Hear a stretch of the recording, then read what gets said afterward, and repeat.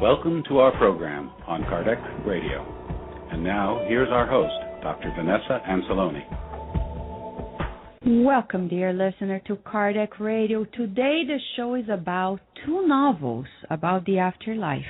It's about The Imprisoned Splendor by Dr. Stafford Batty and No Solar by the spirit author André Luiz through the mediumistic hands of Chico Xavier.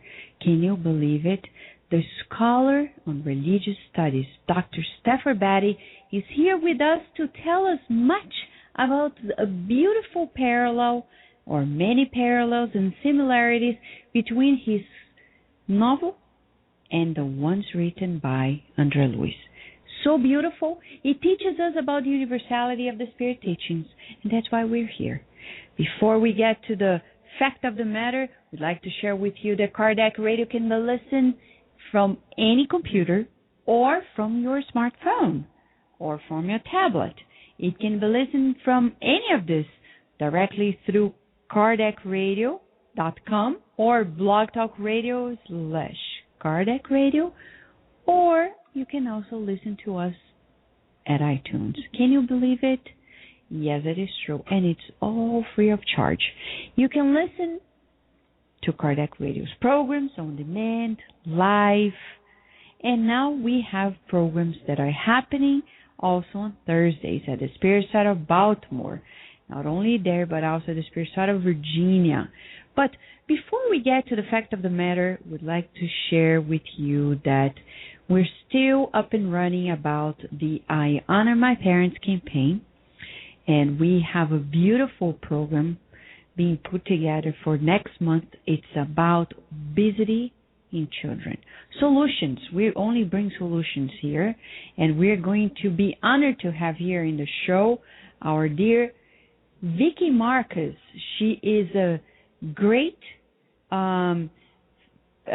personal trainer, and she has put together beautiful material for children to help them lose weight and have fun at the same time. Who doesn't want that? Fun and losing weight. We all need it. But we'd like to remind you that Kardec Radio is in more than 60 countries, and we have here also beautiful segments being put together by our great team, Kirsten DeMello, Dr. Magalhães, Joyce Magalhães, Marco Magalhães. We also have Naur Fonseca, Gabi Ferreira talking about Got at Home, and we also have Bernadette Liao, and the beautiful segments produced also kindly by Narvinditi from Succeed in America, helping foreign immigrants succeed in America. There's so much here to share with you at Kardec Radio, and we're talking about here a new perspective in life. This life is temporary. We all know it, and the Spirit's book came through the efforts of Kardec and the many mediums that brought the messages from the illuminated minds. And they say, in answer to question 149, that after death, the spirit becomes again a spirit. It returns to the world of spirits that it had left for a time, and it preserves its individuality. So who are we in the afterlife? We're going to see with the novels that we're going to be discussing here, The Imprisoned Splendor by Dr. Batty, and also No Solar, The Messengers, and others by the spirit doctor André Luiz through the hands of the medium Chico Xavier, that in the afterlife we keep on going as we are. We don't change. It may be good, may be bad. So we better know that our actions here, as we're going to learn, they really make a difference. And as Kardec brings to us in the Spirit's book, we have evidence when he asks question 152. What is evidence? The evidence for the soul's individuality after death. And the answer is, don't you have such evidence through the communications you receive? If you were not blind, you would see. If you were not deaf, you would hear. Because frequently a voice speaks to you and reveals to you the existence of a being outside yourselves. Those who think the soul returns to universal whole at death are wrong. If they mean that it loses its individuality like a drop of water falling into the ocean. Nevertheless, they are right if by universal whole they mean the entire assemblage of incorporeal beings of which each soul or spirit is a member. Dear friends, there's a lot to know. And to start the show in a tone of joy, let us listen to this beautiful message from the book and CD, Enlightening Messages.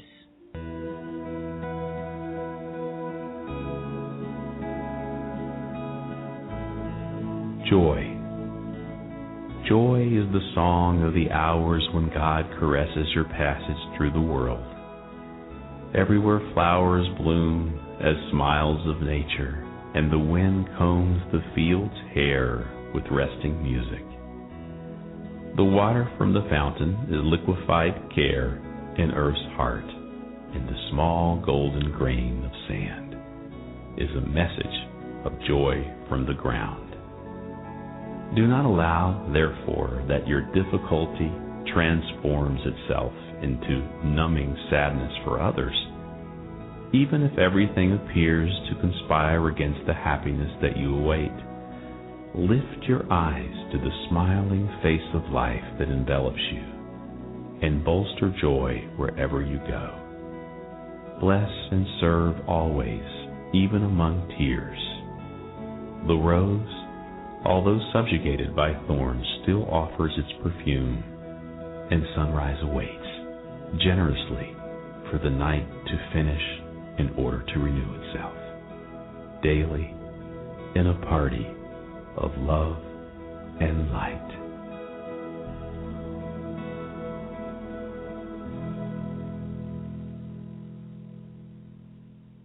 We will return to our program after these messages. Kardec Radio, live every Saturday at 11 a.m. Nourish your soul with Kardec Radio.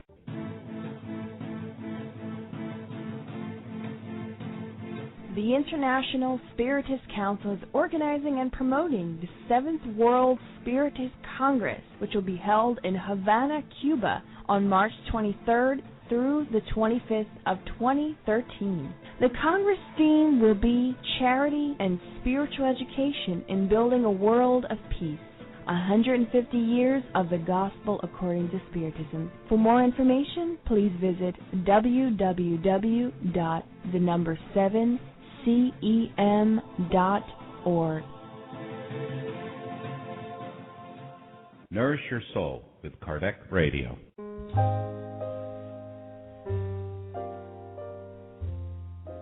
A new great book and tool for kids and educators.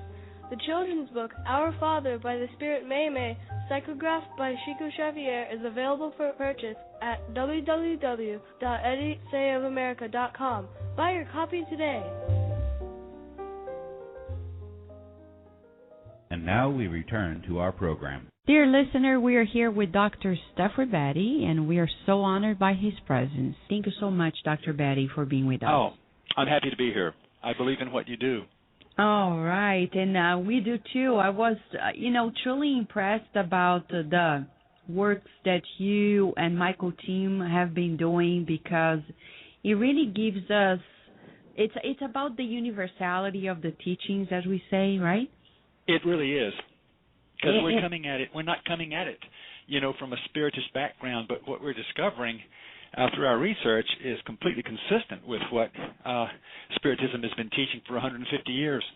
Exactly, and that's the beauty of it, because it as they say, especially in the Gospel according to Spiritism, when it says about the universality of the teachings, in that very part of the book, Kardec explains that these teachings would come from all corners. I know the world has no corners, but good.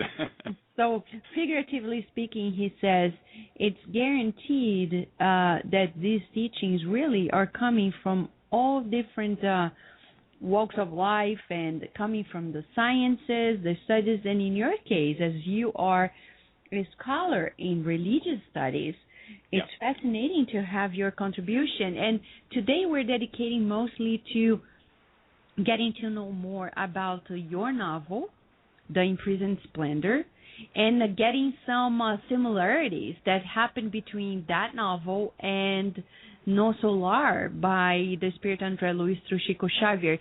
First of all, we'd like to know, how did you write the book, The Imprisoned Splendor?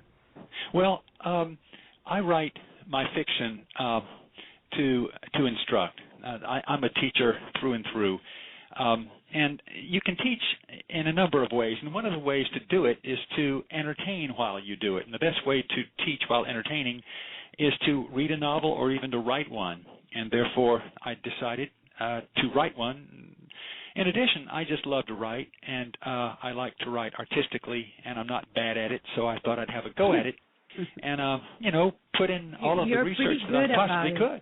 Yeah, and by the way, you're very good at it. And it's interesting because one of the reasons why I'm asking this is because you wrote this before you came across the book No Solar, right? Absolutely, I did. And also The Messengers, which is an even more interesting novel, in my opinion, than No Solar, which I read more recently by Chico Xavier. Oh, really? The Messengers. I guess that's not the original title. It's in Portuguese. Looks like Mensageiros or something like that. Yes. And it's a wonderful book. Oh, you liked it, huh? Very much so, yeah. Yes, it's very unique. I think the whole series of André Luiz books, they are quite unique. And the more they are. Right? They are. They are wonderful books, and I just wish more people knew about them. Time will come. I hope so. And it's interesting. So you wrote it from an educational perspective, which is pretty much aligned with Kardec's approach, because he was a great educator, and he would also have put together things really to make people understand more about the ins and outs. So do your students actually study this book? They do. I assign it. It's required reading in one of my courses, and in particular the course called The Meaning of Death. So we end up with this book. What better way to end up talking about death than to look at the afterlife? Wow, I'm impressed, and I'm impressed about this. And what do they usually say when they read this book? Well, the reactions are all over the place. And my sense is that many of the Christians are so sheepish that they just don't want to say anything, and they're afraid to speak. They're afraid that I will, jump on them or denounce them in some way, which of course is wrong, but they're just shy. They've never come across anything remotely like this before, and it feels alien to them. Others, on the other hand, are, right from the start, extremely excited and feel that religion finally begins to make sense.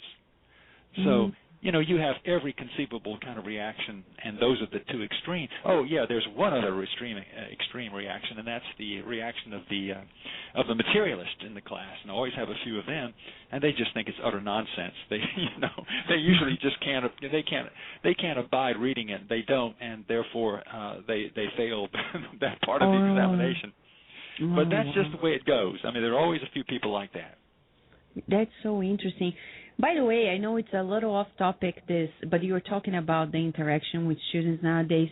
Do you think your students, because you've been teaching these topics, and especially, religious studies in general, but you've been teaching topics such as this one that you teach in the Afterlife Unveiled, the Imprisoned Splendor, and other of your books and articles for a while. Do you think students are becoming more open to these topics, or they are the same as other generations? I think they're the same. I've been teaching now for almost 4 decades, and I find that the level of openness is about the same. However, I think that the level of surprise, of shock, is greater now than it used to be. Most of our kids just aren't very profound when they come to college. They haven't read much. If they're religious at all, they usually don't go to church. And they just don't think deep thoughts. For the most part, they're just they're texting their friends, and that's about the extent of their social life. Many of them have never read a book before they come to college, and so they're just completely surprised and bewildered by this kind of literature.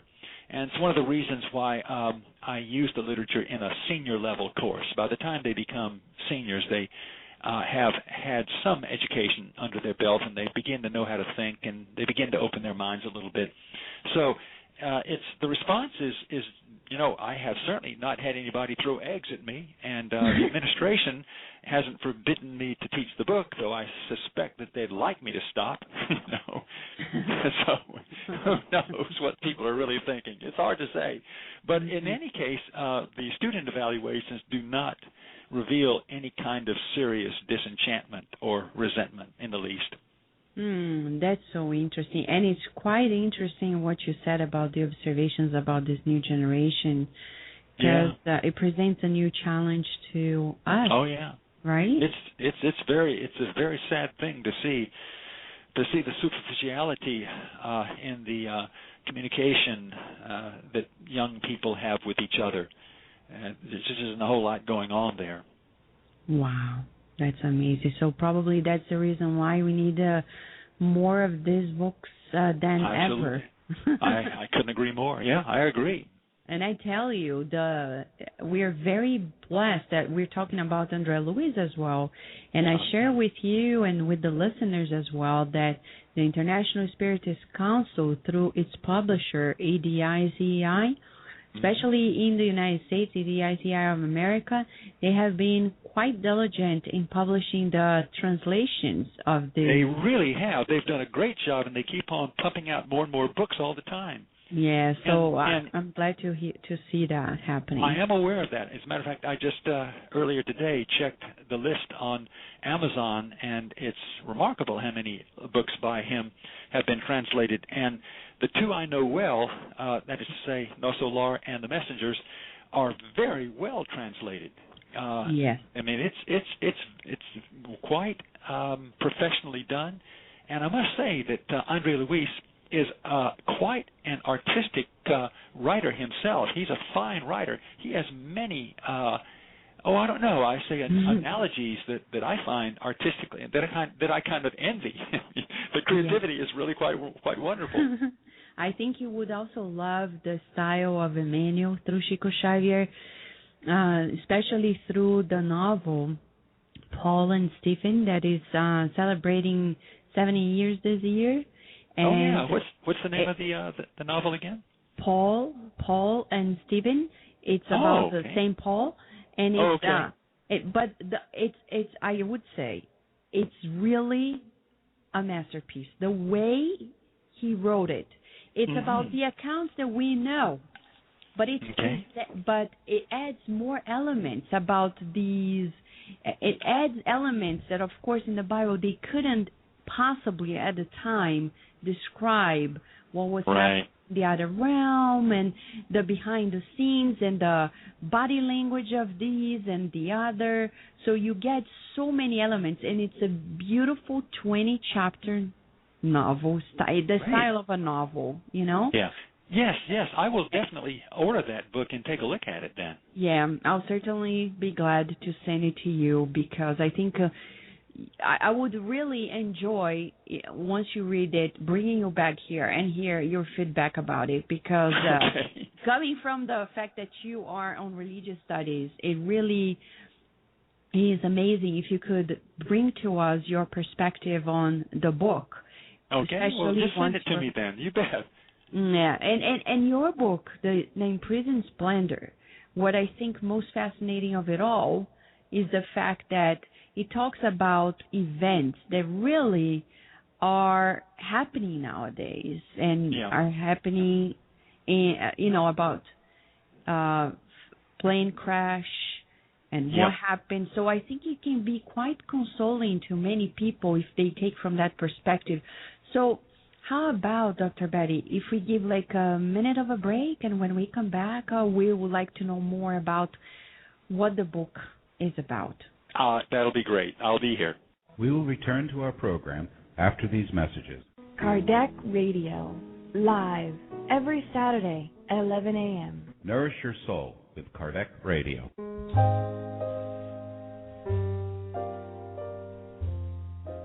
A new great book and tool for kids and educators. The children's book, Our Father by the Spirit Mei, psychographed by Chico Xavier, is available for purchase at www.edisayofamerica.com. Buy your copy today. Kardec Radio, to learn more about Spiritism. The newest edition of the Medium's book by Allan Kardec is now available. Purchase your copy online or via your ebook reader. Simply go to www.edicofamerica.com today. Nourish your soul with Kardec Radio.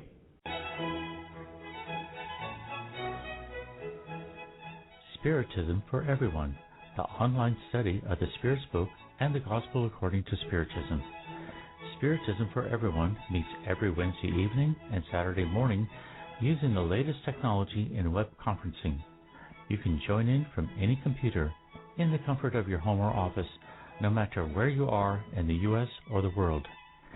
Spiritism for Everyone is open, free, and requires no registration. To access the web live meetings, go to www.spiritus.us. Spiritism for Everyone is a program of the United States Spiritist Council.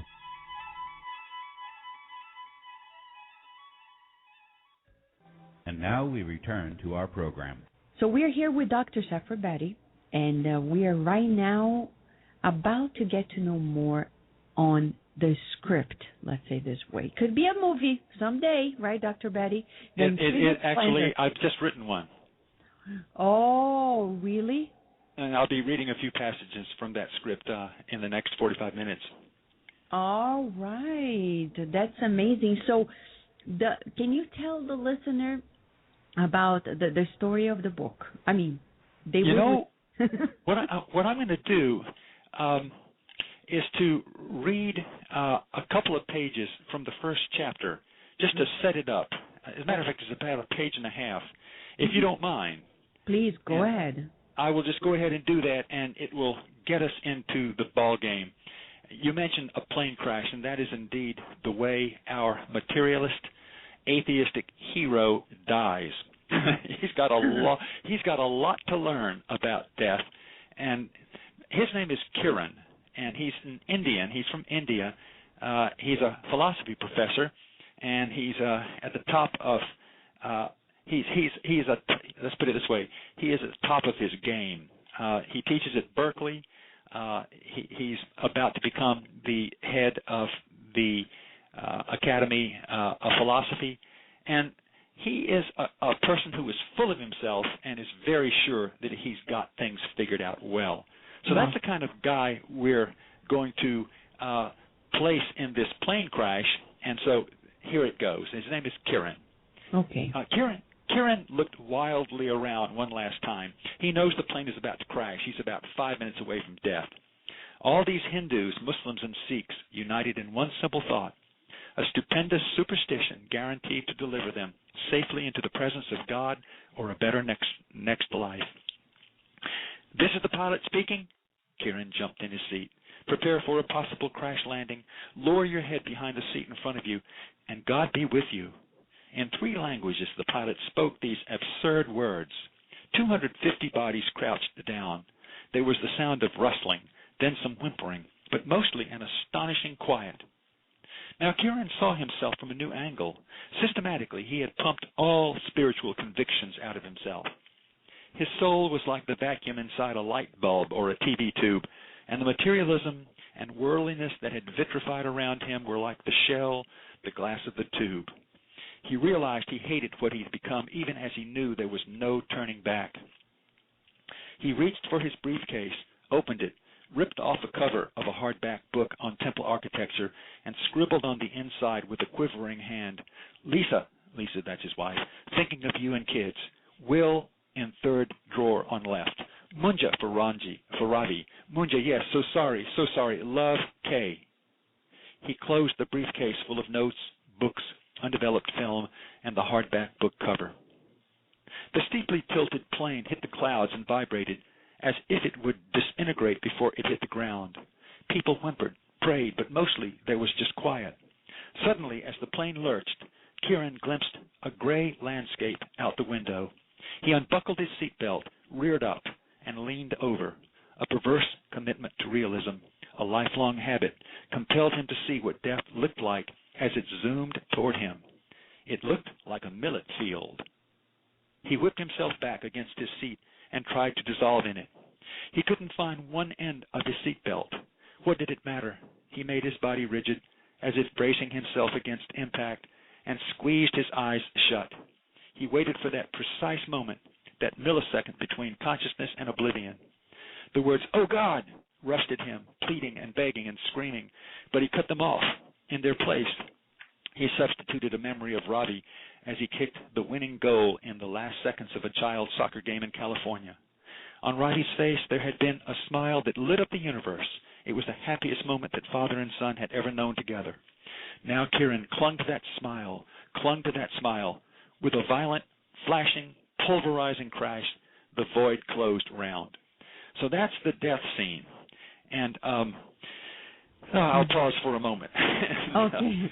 It's very intense and quite captivating because you really take you intense, in. Isn't it? Yeah, thank you. What I'm going to do now is read the scene of what he finds himself suddenly in just seconds after his death. And this will not take long, and this is going to be from the screenplay version rather than from the novel, though it's very close to the novel. And after I read this, we'll rest a minute and talk about it. Okay. But here it goes. And this is the way a screenplay is written, incidentally. I remember that the film about, I think it's called The Astral World. Is that what it's called? No. The Astral City. Yeah. The Astral City is the film version of No Solar, and I've seen that recently. And I had thought, I've been somewhat inspired by that film. I thought to myself, well, why don't I try to do the same thing? So this is the way it looks. Crash site and field. A fiery, smoky scene. As if to make sure he is still alive, Kieran runs his hands over his chest. He feels his shirt, feels that it's open at the collar. He's amazed. He's intact. He's unhurt. He studies the fuselage of the burning plane in the millet field, the charred bodies, most still strapped in their seats. The many rescuers milling around as if they're lost. No, they're not rescuers. They're spirits, specters. A few drift away upward. A few more are greeted by specters long dead who welcome them home. These welcomers shimmer with light, but most of the crash victims huddle together in confusion off to the side. They're distinguishable by their transparency. You can see through them. Some of them moan, some seem in shock. Kieran looks at all this in astonishment. Then he sees people running up, not specters this time, but peasants. Nothing transparent about them. Some of the women are shrieking. A few come straight up to him. Kieran, everybody's dead except me. But they take no notice of him. It's as if he isn't even there. And then one of them walks right through him. Even then, he doesn't understand. Not at first. But when it happens a third time, the truth blasts him with its full, is it horror? Kieran thinks to himself, for Christ's sake, I'm dead. Good God in heaven. So all the fools of the world were right after all, and I, the philosopher? This can't be. No, this can't be. He looks down at the ground and shakes his head in utter disbelief and thinks, it can't. But it is. There couldn't have been any survivors. So I am, quote, among the dead. Oh, my God. My children. No, I mustn't think of them. Now. Not now. Jesus, I can even smell the burning bodies. With what? A nose? He feels it. This is absurd. Absurd. Why am I not elated? I've cheated death. Why do I feel so edgy, almost panicky? Ravi and Sonia, I'll never see you again. He looks up, as if at God. You bastard! Put me out of my misery. I don't want life without my... Take it back, take it back. I'll never see them again. Oh, my God. It's twilight now, and he moves off to the side out of the way, watching the peasants thronging about, not knowing how to help, without a leader, lacking any supervision. Over to the side, where the specters are gathered, he sees a master specter, one of the welcomers, with several assistants, all of them glowing in aureoles of light.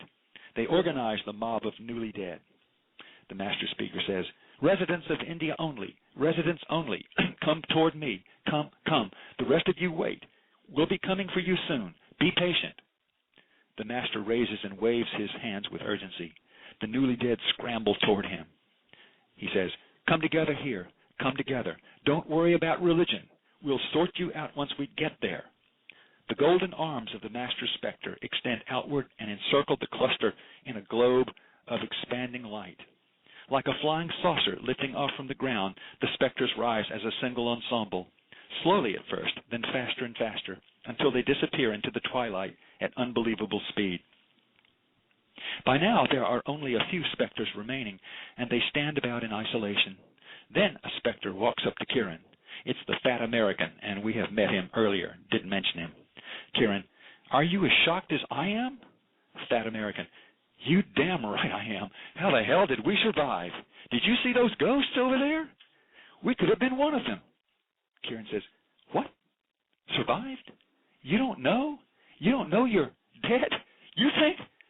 The American says, "What are you talking about? Do I look dead to you?" Peasants inspecting what's left of the bodies shout out to each other. Peasant number 1, "They're all dead." Peasant number 2, "Look, a wallet. There's money in it." Peasant number 3, "He won't miss it where he is." The peasant removes the money. 3 men dressed in army uniforms drive up in a jeep and hop out yelling orders. First man in uniform, "Stand clear, stand clear. Put that down. Bring it over here. Hey, you, I'll arrest you." A peasant walks off stealthily with a briefcase. Second man in uniform, "Drop it. Bring it here." The peasant brings it over. Kieran sees it and recognizes it. He rushes up to the soldier. "That's mine. Sir, that's mine." But the soldier doesn't hear him, doesn't see him. Kieran stands next to the soldier and watches the briefcase, guarding it. Peasants start bringing other stuff pulled out of the wreck, and a little pile begins to grow at the soldier's feet. Kieran leans down to pick up the briefcase, which is about to be covered over, but his hand goes right through the handle. Oh, for God's sake. He looks around frantically as if trying to get his bearings. He looks up into the darkening sky and yells, "Help! Help! Anybody!" No one notices him. No one has come for him. He looks around fearfully. Sarcastically, he says, "Not exactly a welcoming committee." He looks all around, mouth open, then looks up. He sees a light speeding toward him. It becomes brighter and brighter. The vividly bright light covers the screen, submerges everything. Then complete darkness for 5 seconds. So, Vanessa, that's the way it starts. That's the novel's version, and then the second part of the reading was from the film script. We want more. The first thing I would say, we want more.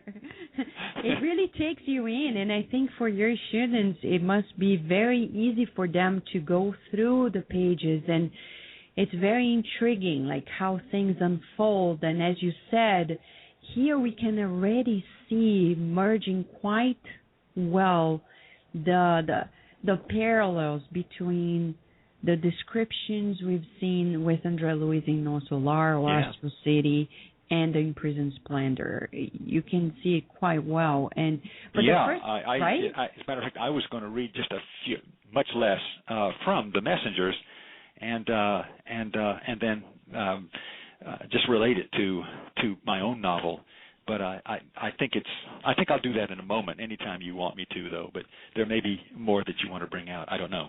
Yeah, no, I'm asking you if by any chance you felt during your writing inspired to the point that we would say like you received some external input at some point. You know, I don't think of myself as a particularly gifted person. That is to say, let's put it this way. I wish I were the sort of person who could say yes to that question. I really do, Vanessa. But I just don't think of myself as being clairvoyantly talented in the least. Okay. I'm just a good scholar and have a tremendous interest in all that is so precious to Spiritism. And but I don't, I have felt moments when I have felt inspired. That is very true. But I wouldn't want to claim with any kind of assurance or authority that I was getting help from the other world. I'd like to believe I was, and I'm open to that possibility, as a matter of fact.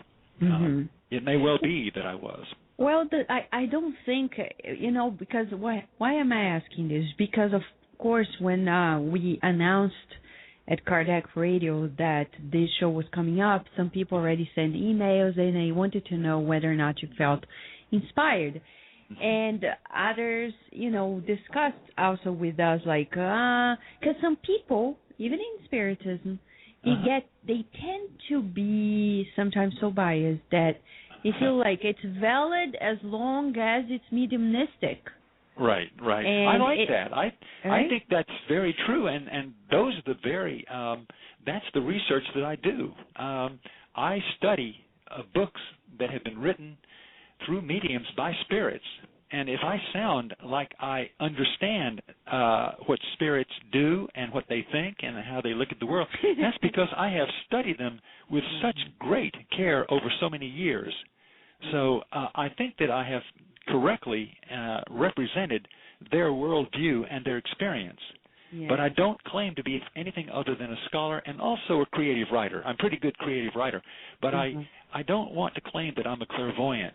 I wish the heck I were, Vanessa. That would be great. And you don't need to, and I don't think that there is no need. I actually think, like, for example, thank God Kardec wasn't, because...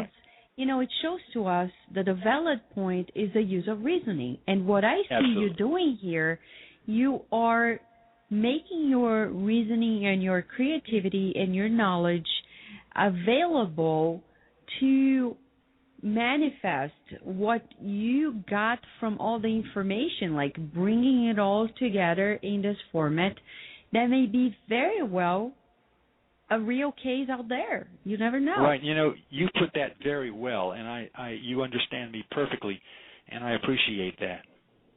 Right. And then I see that what is valid is no matter how the information comes, if it comes, I think what happens is about perception. It doesn't matter if the person says, "Oh, I think it's a spirit," or "It is coming through me and sharing this," or it is my own mind. It's a human mind. Yeah, that's right. It is, and I want to say again that how open I am to the possibility that I was getting spirit help. I don't shut that possibility out one bit, but I just don't have the assurance that I think other people would have. Let's put it that way. Yeah. But I must say that as I've reread some of the stuff I've written, it seems sort of inspired. I like it a lot. It's like, did I really write this? Where did I come up with this? So maybe so. It's very interesting. It's very intriguing. And I think before we go to another break to begin discussing the parallels, Dr. Betty, we'd like to come across some elements here that become ever more appealing to the public nowadays for educational purposes as well, especially to our youth, because I can feel that you really care for our youth nowadays, as you're sharing, like you put it together especially as a course material, but not only, but mostly, let's say firsthand. And I think it's so important that you line up first a character that really has the characteristics of many people who are living in our society nowadays. Yeah, right? Yeah, true, absolutely. No, everybody can relate to the kind of guy Kieran is. Exactly. Everybody knows somebody like that. Exactly. It's more common than we imagine. Plus, the way things unfolded. Nowadays, we've been seeing, to a greater extent, people experiencing this tragic deaths and very dramatic shift in their lives. I'd say dramatic shift. It could in natural disaster or human-made, but still, as you're displaying there, they could, as you said, easily relate to that, and it can be very consoling too. So For me, it's quite clear reading your book that this can be, like Andrea Louis' books, quite consoling to people. I totally agree. I completely agree with that. And as I read the Messengers in particular, but also No Solar, I just am sure that what was in Andre Luiz's heart, what he wanted to do by writing these books, is exactly the same as what I want to do. I'm just doing it from from Earth, and he's doing it from the world of spirit. But what we want to do, our motive is the same. Exactly. And what I find most interesting here is that when you make this material available, it can be quite therapeutic, because you're not writing this like simply describing a tragedy or like it's like a scary book in front of you just to attract people's attention. It has quite a lot of teachings, of insights, and really presents a very uplifting perspective after, for example, the first pages that really take you into what's happening. And I think it's really one of the greater parts of the book, besides the very captivating style. I think it's because it can be quite useful to people. Yeah, I think I hope it is. That's why I wrote it. And our character Kieran really does a lot of changing. And by the time I won't tell you how it ends, but by the time the end of the book rolls around, he has done a lot of spiritual growing, and he had an awful lot to do. And it gives a great deal of hope to any reader. I mean, if a materialist atheist like Kieran Kulkarni can make major changes in his life in the world of spirit, then anybody can, because he was very closed to the reality of spirit in the first place. But he also had an open mind. He was such a realist that he couldn't deny what had happened to him at death. As we know, often many do. They simply can't believe that they really have died. They think they're hallucinating or in some strange experience. Yeah. And that's not Kieran Kulkarni. He knew he died, unlike the fat American who didn't. Exactly. And that's one of the most intriguing parts. Dr. Betty, we'll have to go to a short break. And when we come back, we'd like to hear about your study on the parallels with the books by Andrea Louis. Very good. We will return to our program after these messages. Hi, this is Nara Venditti with Succeed in America by Packaging Your Brilliance, helping foreign-born and immigrant professionals succeed in the workplace. Our topic today is two TH sounds, th as in thermal and the as in this. When T and H are spelled together, they can denote two sounds, th and the. And I know these sounds may be very challenging to pronounce. Even American-born children who grew up speaking English almost always normally learn the sounds last. With the exception of Castilian Spanish and Greek, English is the only language that uses these two sounds. Let's learn how to pronounce th. Place your tongue in between your upper and lower lips. Slightly blow the air through your teeth, as if you're blowing on something hot. If you look in the mirror, you should see the tip of your tongue. And I know that in some cultures it's inappropriate to stick your tongue out, but the more you practice, the less obvious it will be. So go to your bathroom or mirror and just practice. Repeat after me. Thankful. Thank you. 3. Thermometer. Think. Growth. Path. Math. Pronunciation of sound the is the same, only it is voiced, which means that your voice vibrates, your voice cords vibrate. Practice.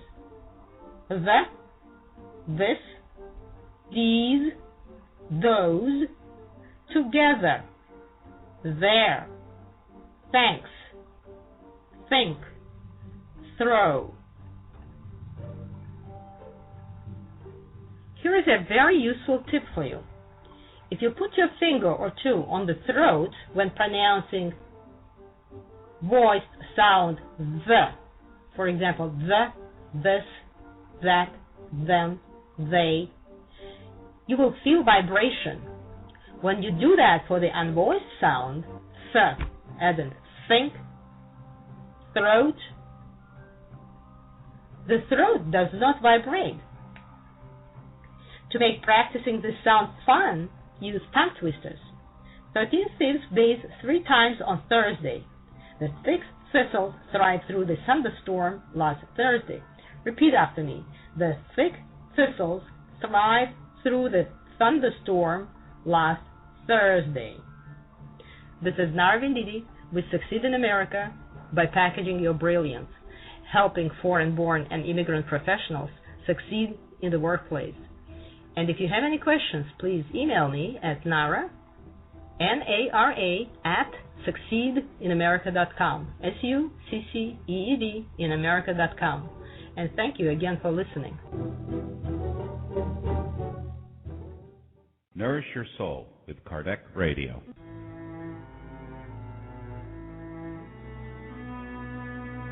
For the first time ever, the book Between Heaven and Earth by the spirit André Luiz, psychographed by Chico Xavier, is now in English. This is a novel that offers information about the relationship that exists in the activities of the spirit on the 2 planes of life. Purchase your copy today at www.edysayofamerica.com. Nourish Your Soul with Kardec Radio. Now in English, the book Action and Reaction by the spirit André Luiz, psychographed by Chico Xavier. Buy your copy online or via your ebook reader. Go to www.edysayofamerica.com today.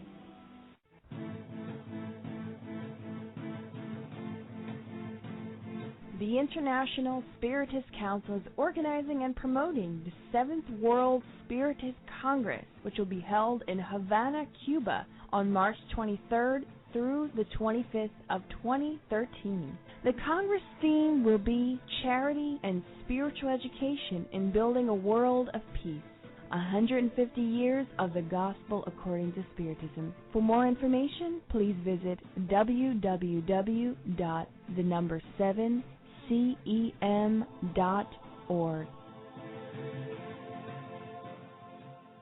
And now we return to our program. Dear listener, it's quite intriguing, not to say very uplifting. It's not paradoxical, though, because we're here talking about this very captivating book by Dr. Stafford Batty, The Increasing Splendor, the story of Karen and how he found the new self in the afterlife. Yes, because life really goes on. And talking about life going on, Dr. Batty, you said that you've been studying also on parallels you came across between your book and the books by the Spirit Dr. André Luiz through the hands of Chico Xavier, like, for example, No Solar, The Messengers, and really the last one of the series is named And Life Goes On. So what would you say is the first similarity that you find in this book? I would say that it would be the whole notion of let me go ahead and read from my book, and then I'll try to go ahead and make a connection. Sure. Let's see if I can find this. Hold on a second. It's interesting because you're talking about why you try to find it. It's about the other character that didn't realize, and in the book, right? It's quite interesting because people don't believe that can be possible, but it is possible, right? It turns up in all of these spirit writings. People don't know they died because the spirit world does not look that different from our own world. And so, it's not some monstrous vision of infinity.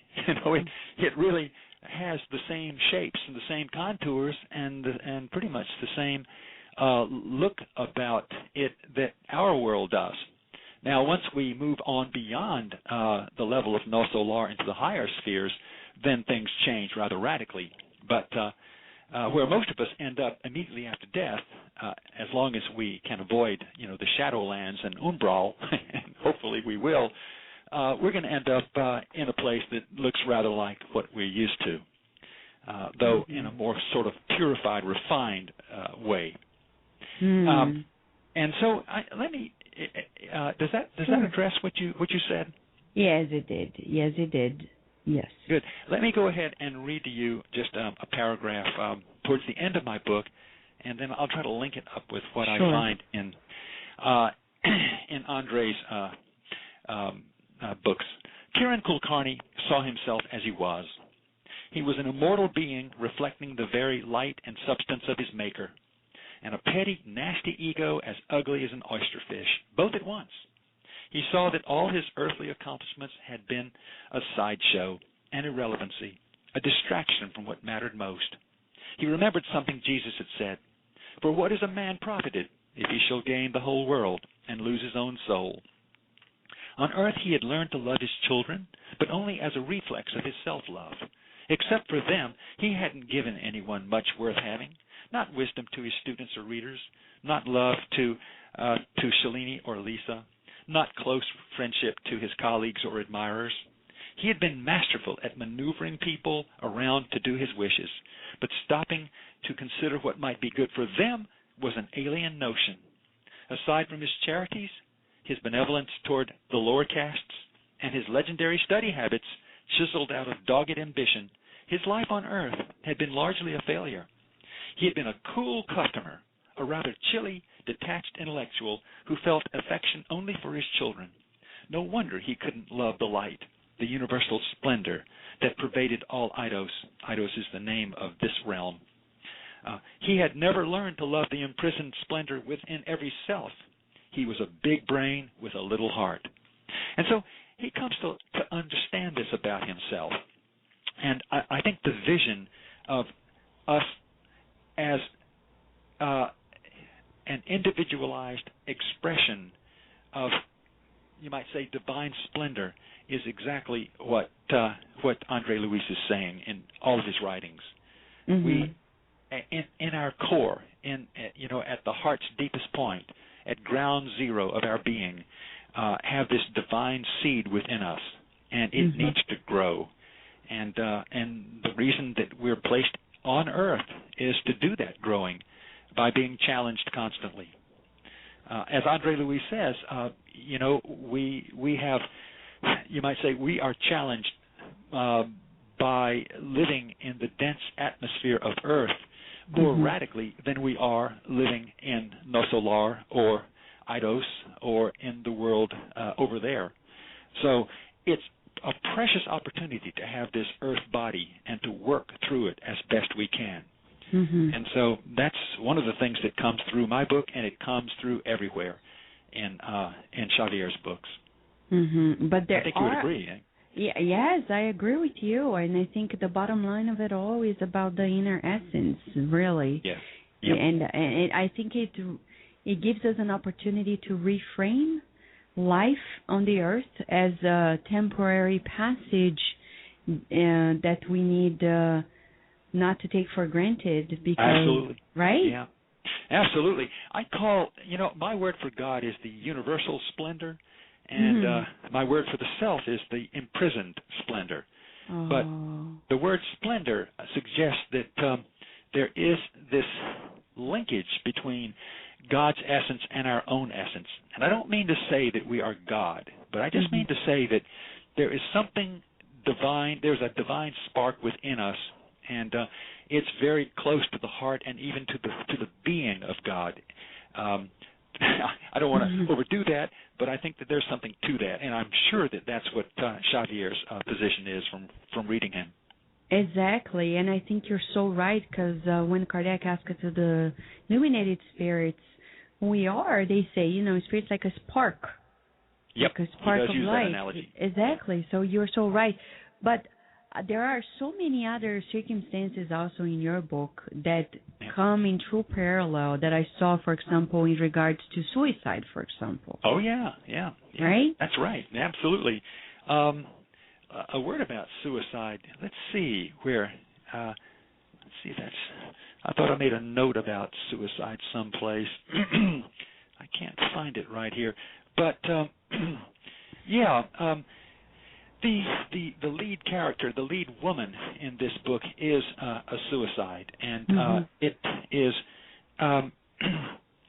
it's Kieran's destiny. And indeed, it's his assignment given to him by his spiritual superiors once he is over in the world, in the other world. It is his duty, his assignment is to bring her out of the umbral.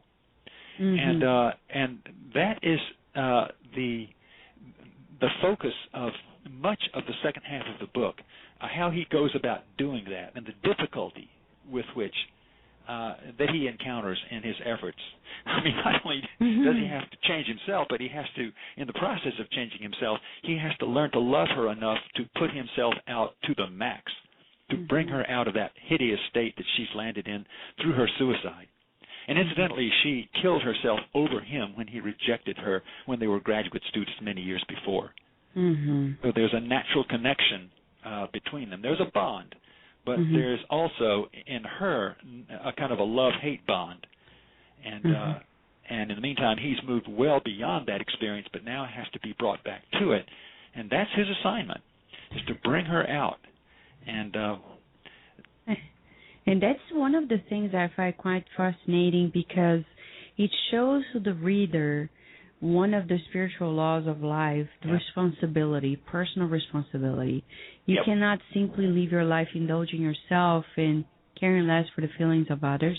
So there is what André Luiz, he even named one of his books Action and Reaction. It's the law of action and reaction.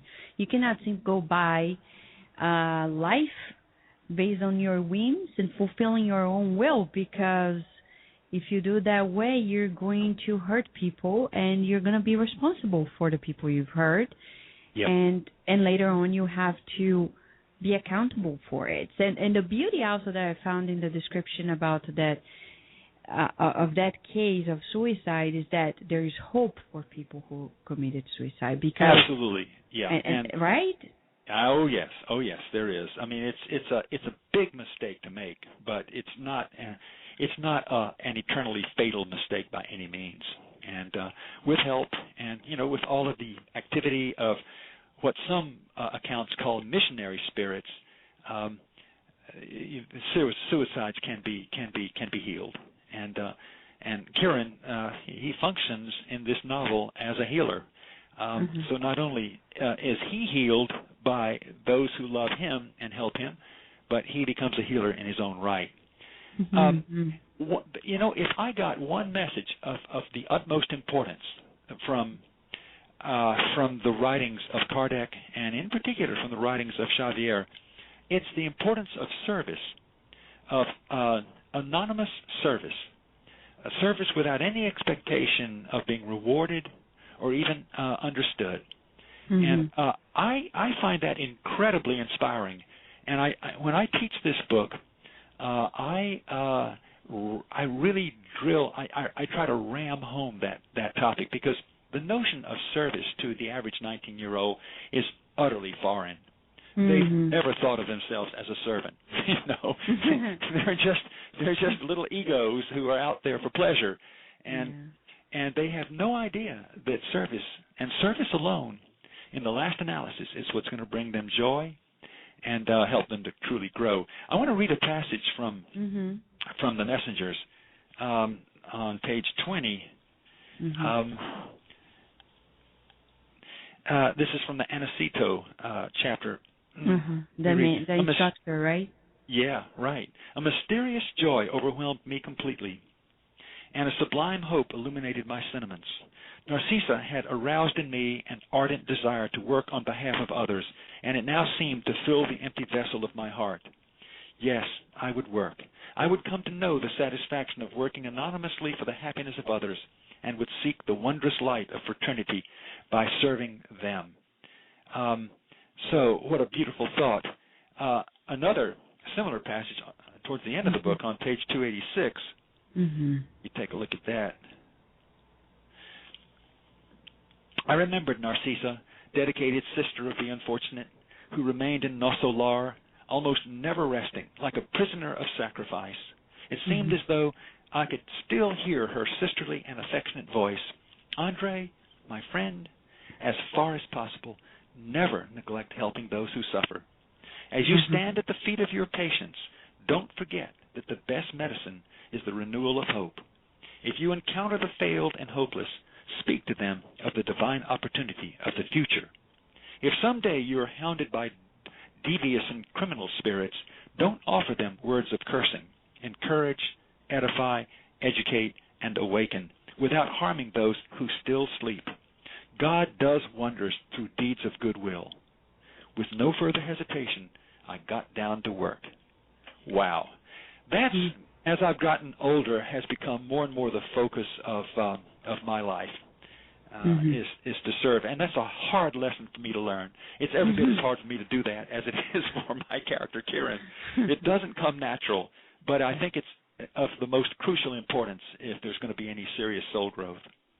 That's so interesting. And as you're saying this, the beauty of it all is that we're never alone, because as you show, Karen had instructors helping him. Yes, he did. Much like Andre Luis had Narcisa and Anicero and others in other books. He talks about the many mentors and instructors in the afterlife. And so it shows to us something quite unique, because here in when we are living in the physical body in these current generations, people are teaching their children, like, okay, you're on your own and you're your Lord and Master. Yeah, I know. We spoil them rotten these days. Right? It's really unfortunate. It's Not much is unfortunate. expected of them in terms of service. So exactly, and we have a problem because people talk much about freedom and talk much about democracy, and all these books, like in your book, In Prison's Planet, and all Andre Luis books, for example, I recall the sense of freedom coming as an ultimate consequence of the sense of duty. Yeah, that's very well put. Yeah. Yeah, and he says, this is a wonderful quotation, he says that a life of service allows you a blessed pillow at night. I like that. You sleep well. Your conscience is clean. You're doing what the Creator made you to do and expected you to do. And so, exactly. How well put.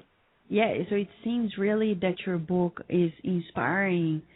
I think it's quite appealing to the new generation, especially, but not only. I think it's across ages, but I would say especially to the youth, it's very appealing, and it shows this different perspective, the possibility that everything is so different from what we think in this life. I know. Yeah, it's for me to read these works, it thrills me. There's something in me that says, yeah, this is right. Finally somebody, is expecting of me what the best part of me should expect of myself. And it's like, this is the ultimate challenge, and it's the right way to go. And I know that there must be a lot of people out there who have never really had that point of view presented well to them. And so it's so important that Spiritism and similar books be made available to them so that they can be challenged to the extent that they have never dreamed. Exactly. I mean, most people really don't realize that the Maker, that the Creator, expects anything of them, and that can lead to I wouldn't say to tragedy, but to just a disappointment and to an unhappy future after death, and just a long struggle upward from that delusion. So why not get started now? Exactly, and talks about action, reaction, consequences of our actions.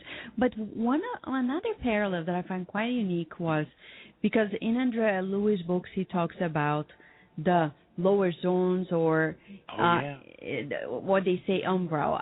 I don't know. The word is, I don't understand why they didn't translate that word to lower zones because, but anyhow, because umbral is not a name per se. It's just a... No, it's not.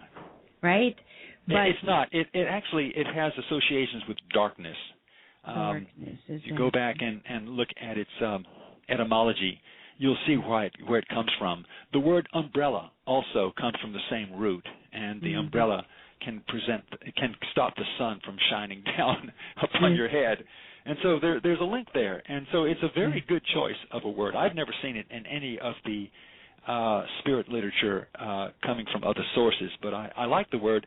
Usually the more common word is the Shadowlands. Exactly. That's a very common word. That's the one you use, right? Yeah, I use that word in The Imprisoned Splendor because I find it turning up pretty regularly in this literature. But the umbrella is just another name for the Shadowlands.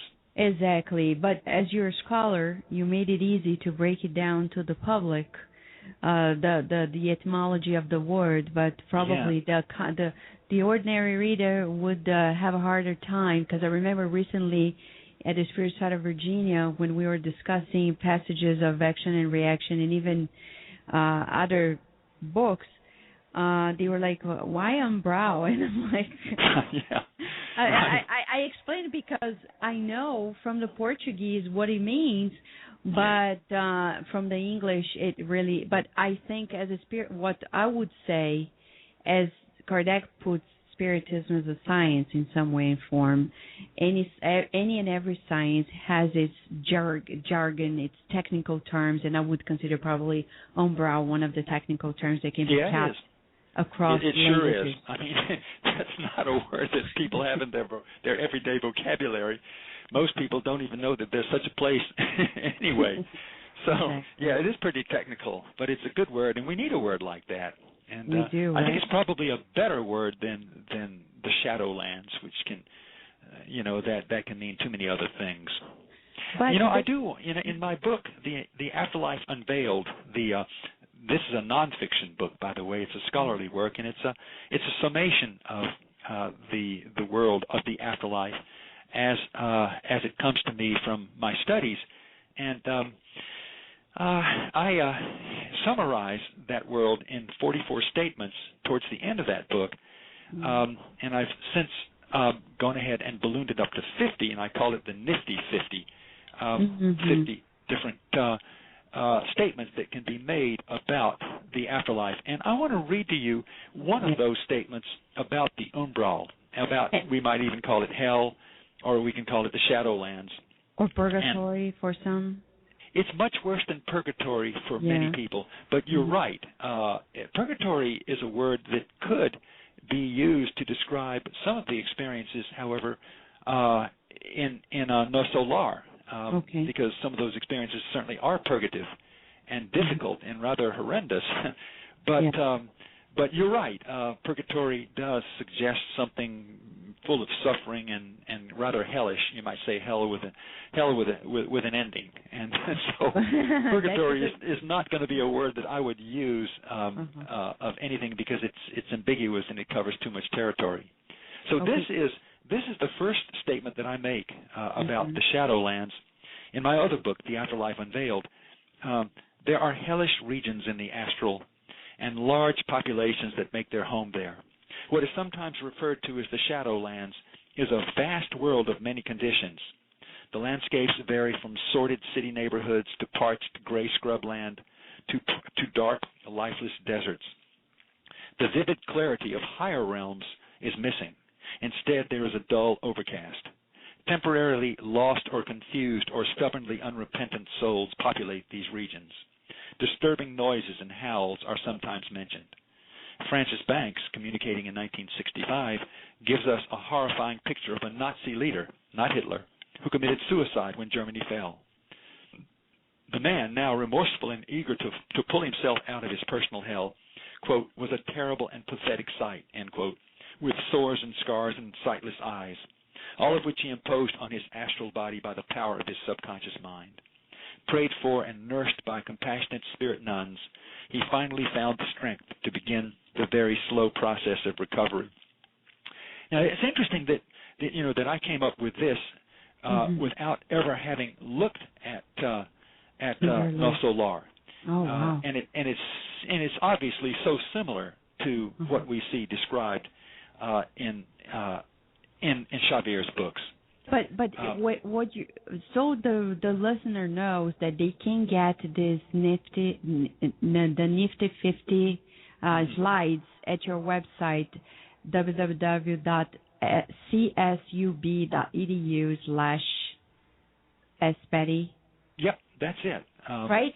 So when they go there, they can find. But this is like a, let's say, a summary of the much you unveil in your scholarly book, The Afterlife Unveiled. That's right. Which compiles observations from different authors. And do you know how many people or how many books you've researched that were channeled material before you put it together? I never counted them up, but I would say somewhere 35, 40, something like that. Right. Just a large number. And it doesn't include Chico Xavier's books there. It did not, because I hadn't discovered his works by the time I started writing this book. As a matter of fact, just about the time I finished writing it, did I discover Xavier's works. I did know Kardec's works, and he was going to be one of the ones that I covered, but his findings were so similar to another one of the spirit authors that I had to choose between that one and the Frenchman. I ended up going with the Englishman, and so for whatever reason, that's what I did. But and his name, the one I went with, was Stainton Moses, the writer of Spirit Teachings, and he's one of the great. He is a great, one of the very greatest, you might say, psychics or mediums in the history of mediumistic research. And whereas Kardec is really, he's not a medium at all, and so I thought that it would be better to go. But what they say is almost identical. I mean, I couldn't have both of them there because they just repeat, each other. So, and they're the great minds. They are the great minds of the mediumistic literature. Those two are superbly equipped intellectually to get across their message.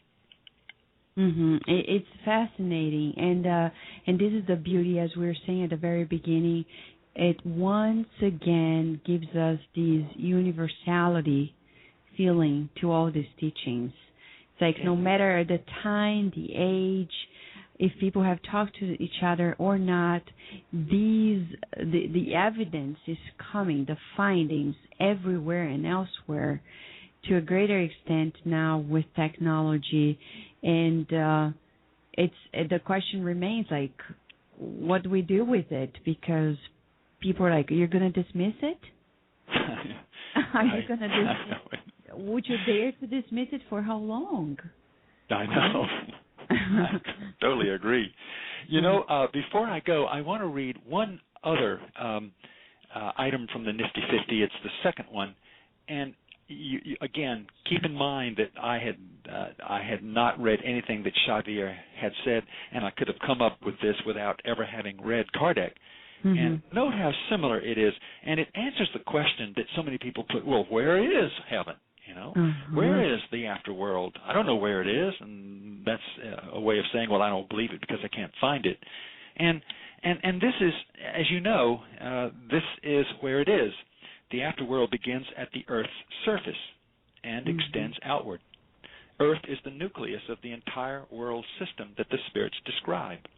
The spirit world begins very near the Earth and extends millions of miles beyond, writes the spirit of Leslie Stringfellow, a Texan who died at 20. Quote, it, quote, surrounds yours on all sides like the atmosphere does the globe, and every nation has its counterpart in spirit, surrounding it, in connection with that part over or nearest its earthly place of residence, end quote. Many spirit communicators tell us that their world, quote, envelops and interpenetrates the physical world. And this is remarkable because, Nosso Lar hovers over Brazil.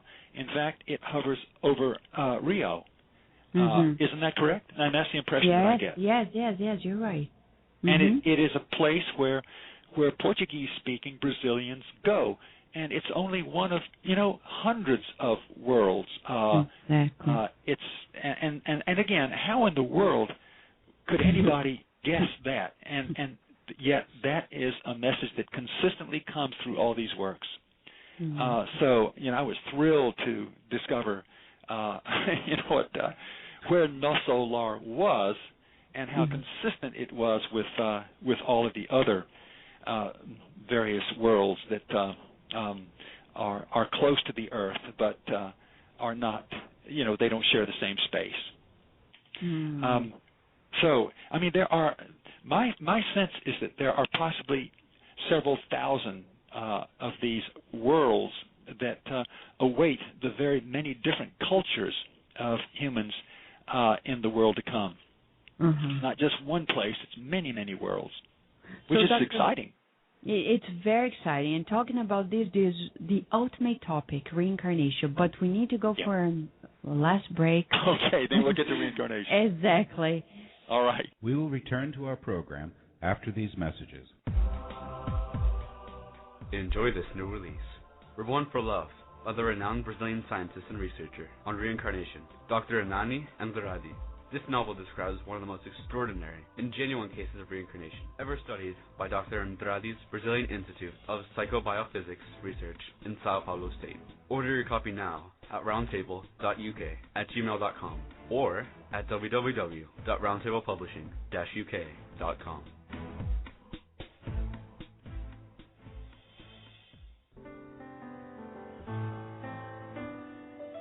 Spiritist Network, your gateway to on-demand Spiritist videos.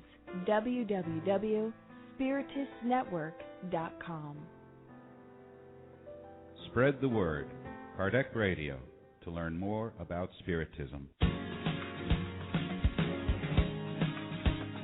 Want to find a good way to explain life after physical death to kids or teenagers? Check out the book Message from a Teen in the Spirit World by the Spirit Neo Lucio and psychographed by Chico Xavier. In this book, a teenager named Carlos explains his impressions on the new life in the spirit realm with his discarnate relatives and new friends. Purchase your copy online at www.ssbaltimore.org.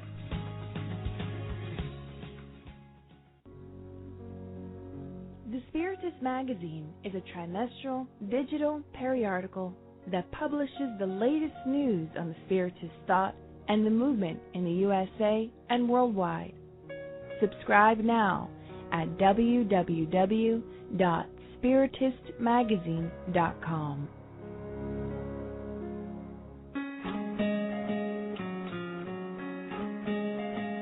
In the book, A Primer on Being Good by the Spirit May May, psychographed by the medium Chico Xavier, explains in simple language appropriate for children two paths in life, the path of good or the path of evil. God has granted us the freedom to choose either one. Purchase your copy online at www.ssbaltimore.org. Now we return to our program. Here we are, Dr. Betty, the imprisoned splendor, and the beautiful parallels between the imprisoned splendor, No Solar, or Astral City, as you will, the movie, the book, and all other Spirit Doctors André Luiz books by the mediumistic hands of Chico Xavier. So we're talking, Dr. Betty, about so many parallels, and one of them is about reincarnation. So your book, Imprisoned Splendor, talks about reincarnation. And yeah, let's don't say exactly how it ends, because I don't want to spoil it for the reader. No. But reincarnation is certainly front and center and very important. Mm-hmm. No question about it. You can see, first of all, when Kieran hears about reincarnation, he's completely horrified. It was hard enough for him to believe that there's an afterlife. He finally gets used to that, and then he hears about reincarnation, and he is revolted by the very concept. and the reason for that is that philosophers simply cannot get used to the idea that they could be the same person and have a completely different body. They just don't go deep enough. They're not into the soul, and they believe that, if your body changes radically, then you're not the same person, period. And that was the way he was taught, and it's the way my colleagues are taught, incidentally, in real life. And so he had to get used to it, and he finally did. But now I do want to say something about reincarnation because it's a sticky subject.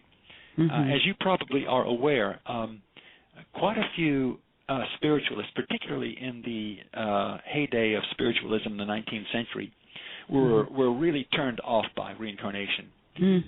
I think they probably, they'd all been brought up Christian, and I think, they had been biased by the Christian worldview. Wonderful, isn't it, that Kardec broke through that bias so completely? But others didn't, and it's been only in the last, I would say, maybe 50 years that reincarnation really has staked a big claim and has become clearly the majority view among contemporary spiritualists and indeed spirit or mediums. So, would you agree with that? It seems to me that it's turning up almost everywhere in recent books. It is. And so, it is. But it's interesting that it didn't at first. It's the greatest historian of spiritualism was Doyle, Alfred Conan Doyle. Yes. He wrote a wonderful work, The History of Spiritualism, and he was well aware of the crossfire between the two camps. They didn't like each other, and they disagreed violently with each other. He summarizes it this way: some believe in it, many do not, and the general attitude may be taken to be that, as the doctrine cannot be proved, it had better be omitted from the active politics of spiritualism. Quote. He then goes on to say, on the whole, it seems to me that the balance of evidence shows that reincarnation is a fact, but not necessarily a universal one. And that, of course, is the position of Kardec and of Xavier. Many of us are mature enough not to feel that we need to come back. Most of us need to, and most of us eventually choose to, but some are, you might say, so mature that they have that they're ready to move on. And of course Xavier leaves that as an open option. And that's the impression that I get from most of these recent sources as well. That it's an open option. And the thing is when we are talking about reincarnation, it's like a needed educational experience, as I see from your perspective in the book, from what you get from all the authors, and then when you compile, you write the novel, The Imprisoned Splendor, you bring reincarnation from that perspective. It's a needed educational experience to keep us growing. There is no other way. There is no other way to redress previous choices and to get more mature, spiritually speaking. Absolutely. Let me read to you just a couple of sentences that summarizes what you're saying perfectly. This is a quotation from A.D. Matson, who was a Lutheran, a Christian minister. And he died in 1965 and came through a well-respected medium. He's one of the people that I used in my book, and he said, it's an interesting fact that most persons grow faster spiritually while incarnate. The incarnate energy is denser. That makes it more possible for you, while embodied in flesh on earth, to take hold of a particular problem area and shape it into a more constructive pattern. Your period of incarnation on the physical plane is thus a very important period of education. It contributes to your own spiritual evolution and that of all humanity. You can elect not to return, and many do, after they have achieved a certain spiritual development. But the physical plane is a school for learning and development, and so most souls do desire to return for a series of incarnations. I think that perfectly summarizes not only Matson's view, and certainly it summarizes my own, and I think it perfectly summarizes Xavier's as well. I agree with you. It makes so much sense to us, and this is, I think, the beautiful unfoldment of the novel, because and that's one of the consoling aspects that I saw in the novel as well, because it keeps telling us, like, there's so much mercy from the creator's perspective that there's always another day. That's exactly right. That's beautifully put. And that's the well, part there'll be of the another splendor. day for us, too, when we speak of Stephen and Paul, right? Exactly. You're so right. Dr. Betty, I cannot thank you enough for first, putting together your novel, because the motive behind it is really of service. And being in the academic field, though you are in the specific field of religion and religious studies, I know it's not simple to expose yourself to that level, even if for professional reasons, but we can tell that you're doing this also to help and reach out, educating the minds and the hearts of youth. And that's how I took also from what you've described, the reasons why you put it together. It's really for, service. Yeah, and, it really, that was the ultimate reason. And I wouldn't have bothered if something right? good couldn't come. In other words, I didn't write it just to entertain. I didn't write it as escape, not at all. But it's a teaching vehicle. No, and what I found most fascinating, because I see nowadays many writers, they are writing to fascinate the weak minds and to create horror and scary, and there is no educational element there. It's just about, they describe many of these things, but they do not really console or uplift or educate. And I think this is quite unique. It's not trivial. You're right. It doesn't come. And these authors do not come across as being researched. They come across as having, as writing fantasy. And serious seekers are not interested in fantasy. They're interested in reality. Mm-hmm. And I hope my book has the feel of the real to it, rather than of just fantasy. And of course, there are some fantastic elements in the book, because you have to be very specific when you write fiction. You've got to take risks and be more specific than you ever could find in any, you might say, in any generic source coming from the spirit world. And but it's pretty clear, though, that fantasy is not what rules the motive of the writer in this book. You're right, Dr. Betty. We really want you back from your. I'll be happy to talk to you about Paul and Stephen. Yes, so I'm going to send you the book, and hoping that we can have you here to get to know more about your take on it. And thank you so much for being with us today at Kardec Radio. If you have any final comments you'd like to share with our listener, we are here to listen. Well, this I think would be me. If I have to come back again, I would come back in this spirit. And this is a quotation from Judge Hatch, which is another one of my spirits in my book. He says, what strange experiences one has out here in the astral realm. I rather dread to go back into the world, into Earth, where it will be so dull for me for a long time. Can I exchange this freedom and vivid life for a long period of somnolence in the womb, after which to suck a bottle and learn the multiplication tables and Greek and Latin verbs? I suppose I must, but not yet. I like that. So, I may well have to go back and do this again, and I'll be like Judge Hatch. Darn it, do I really have to? Probably do. All right. Well, thank you so nice to talk to you, Vanessa, and I feel honored to have been included on this. All right, thank you. So if people want to listen and also get to know more about the book, they can buy it at Amazon.com. Yeah, that's where you should buy it. Right? Right. Yeah, either one of those books. All right, and hopefully we can have you here for an event, like in person, in the Greater Baltimore, Washington area, so we can really get to know more about the many teachings you've been putting together. Thank you so much, Dr. Betty. Okay, thank you, Vanessa. We will return to our program after these messages. Would you like to liberate yourself from your life struggles or to find inner balance? The Inner Journey CD has 3 beautiful visualizations that will help you bring harmony to your life. As Joanna DeAngeli tells us to, live in a way that you leave enlightening footprints in your pathway as if they were stars pointing out the pathway to happiness. To find this CD, go to the bookstore on the Spiritist Society of Baltimore webpage. www.ssbaltimore.org. That is www.ssbaltimore.org, and start your inner journey today.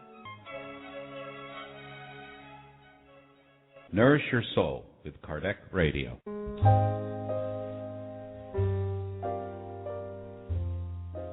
A new great book and tool for kids and educators. The children's book, Our Father by the Spirit Mei, psychographed by Chico Xavier, is available for purchase at www.edisayofamerica.com. Buy your copy today. And now we return to our program.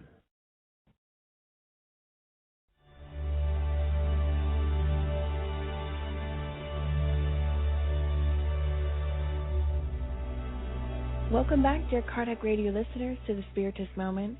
We continue our study on the natural/divine laws, Part 3 of the Spirit's book.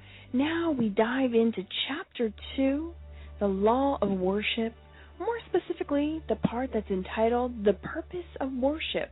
It's questions 649 through 642. And here, dear friends, we see, and much throughout the Spirit's book, the beauty of Kardec and the collaboration.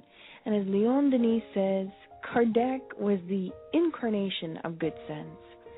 He is didactic yet objective and really serves as an educator. Well, we see in questions 649 through 652 what worship really is. How many of us really realize that in praying and meditating and reflecting about God, we are fulfilling the law of worship? The spirits tell us that the law of worship and what worship entails is the elevation of the thought towards God, merely that, in whatever form. We go on to learn more in this chapter about outward worship forms, which we will be discussing next week. We see the beauty that Spiritism never excludes anyone. The spirits tell us that in all cultures it has always existed, and in different forms. They let us know in question 652 that we can find it amongst all cultures. So we see Spiritism always seeks to include and brings the truth to all people. And it's so interesting, as the good and noble, elevated spirits share with us that worship and the law of worship, it's innate. This sentiment is within each creature. And its awareness, as the spirits say, or rather, the awareness of their weakness leads humans to bow before the one who can protect them. This feeling, the spirits let us know, exists in all of humankind, no matter where they are across the globe, throughout society. It's so interesting because we see that many religions and belief systems, they segregate people and they cut people off from one another. But once again, time and time again, we see that Spiritism always seeks to unite the brothers and sisters of the world. And it's so beautiful because oftentimes whenever we hear the word worship, we automatically correlate it with lighting candles or worshiping a statue or something of that nature. But Kardec is so wise when he asks the spirits, is that external expression, is that worship? Is it required? Specifically, they say in question 653, does worship require external expressions? And the spirits tell us, true worship comes from the heart. In all your actions, always remember that the Lord is watching you. So we see that we don't need those external cults, those external expressions, but, because there's always a but, the sub-question of 653 is beautiful.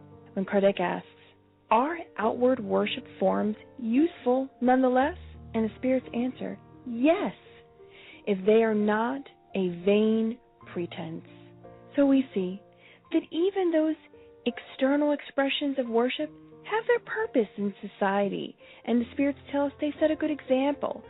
So next time we see others in different religions having these external cults, before we go to judge them, know that the spirits, and according to Spiritism, they have a purpose. And we, unless we have spiritual x-ray vision, we don't know the hearts of man.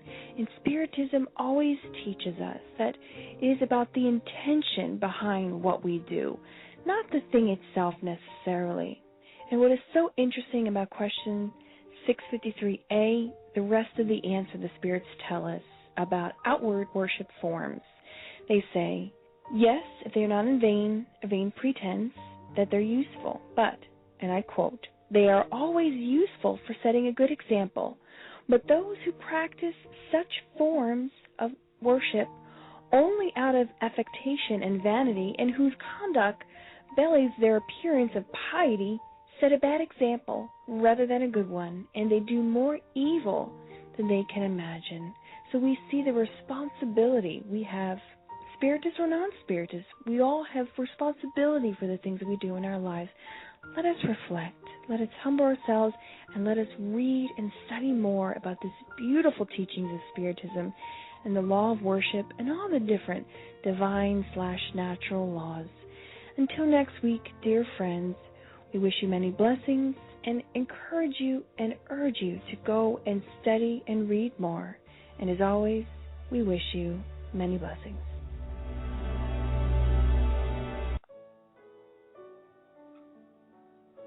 Hello, dear Kardec Radio listener. Welcome to our segment Spiritism in Your Life. Since today we're having this nice conversation about the book Nosso Lar and the Spirit André Luiz, we're going to talk a little bit about another aspect that was brought to us by the Spirit André Luiz in the book In the Greater World, Chapter 3. In this book, André Luiz brings to us the concept of the mental house. He compares our mind with a house. So basically, you can divide our mind in three different compartments. One compartment, which is our subconscious, correlates to the basement of a house. So this is where we accumulate all the experiences we have, either being good or bad, happy or sad. Everything we live through, we're going to deposit and keep it on our subconscious, which is basically the basement of our house. It's not a place we normally use constantly, but it's a place that's always somehow connected to the main floor. And this main floor now is our conscience. It's basically the place where all the action happens. This is the actual moment. This is the place where everything that's happened at this moment is being processed at the main floor of our mental house. And the third compartment of our mind is the superconscious. And the superconscious is basically compared to the attic of a house. It's a place where it's rarely accessed. It's a very noble part of our mind. The superconscious is the place where we have all the seeds of the divine creation, of the perfection. They're all placed in there. We rarely access them, but they're actually what we're aiming for and representing our future step on evolution. So we do have access to it, although it is sometimes difficult to have full access to it. And that's what we're working on, trying to get us as close as we can possibly get to full comprehension of our superconscious. So let us now give an example of what that means practically. If a spirit has been through multiple incarnations with the habit of smoking, so all that information is kept in our basement, which is our subconscious. So next time the spirit's going to incarnate, he's going to bring together with him all these previous experiences that are engraved in his subconscious. So now, in this new experience, he's going to have impulses that are coming from his subconscious that will interfere with his ability to make decisions. And that's why it's going to be harder for this person to quit smoking. So this is the first step in our inner transformation, is to evaluate and understand the information engraved in our subconscious and make right decisions and learn from them and change yourself based on this conscious analysis of this information. Because we can also store very good and happy things in our subconscious.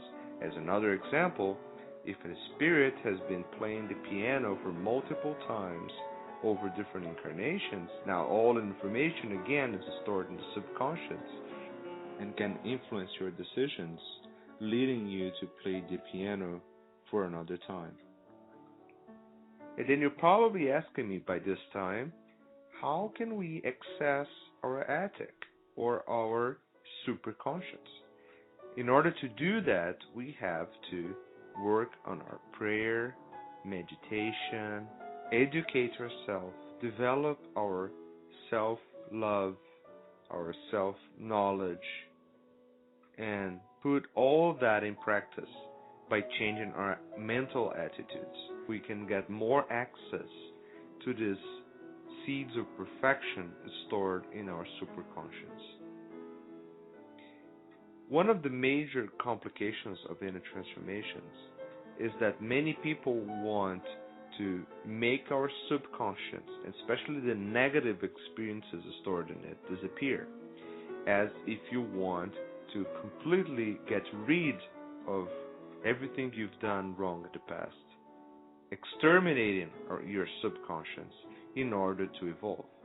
And this is not possible because we are this collective information that we've stored since the beginning of our existence. In order for us to avoid all this suffering, we have to work day by day using that information in order to transform ourselves, learning from it, and developing our potentialities. So we can make a very good use of all the information we have in our subconscious, and based on that, set up the grounds to achieve our superconscious. Thank you very much, my friends, and remember the message that Jesus brought to us. Love one another. So be it. We will return to our program after these messages.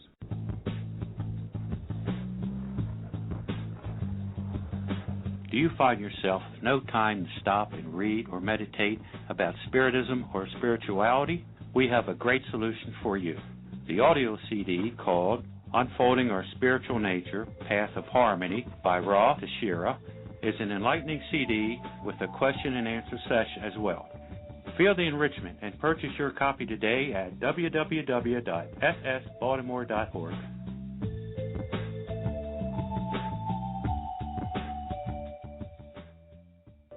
Spread the word. Kardec Radio, to learn more about Spiritism.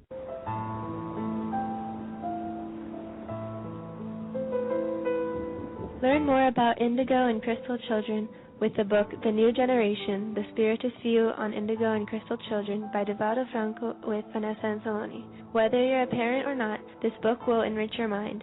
Go to www.ssbaltimore.org and click on Bookstore and purchase your copy today.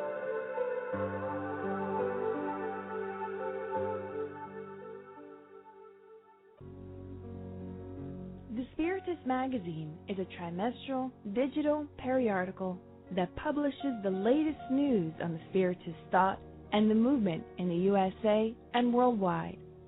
Subscribe now at www.spiritistmagazine.com. Now we return to our program.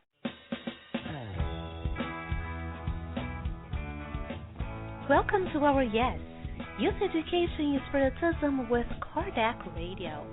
I am Bernadette Leal, and I'll be spending a few minutes with you, inspiring to bring spiritual awareness and Spiritist teachings to our youth, parents, and educators. Today, we will answer 3 questions on helping children to have a better awareness of the use of their free will, and also about choices and consequences. First question: how can I help my child to develop a better awareness of his choices and consequences?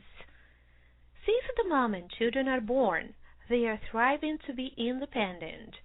They are learning how to do things on their own, such as eat, dress, walk, and speak, to communicate what they want.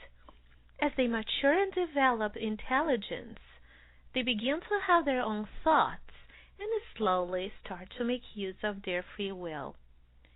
In question 143 of the Spirit's book, Kardec asks the spirits, "Do human beings have freedom of action?" And they answered, "Since you have freedom of thought, you have freedom of action. Without free will, you would be a machine."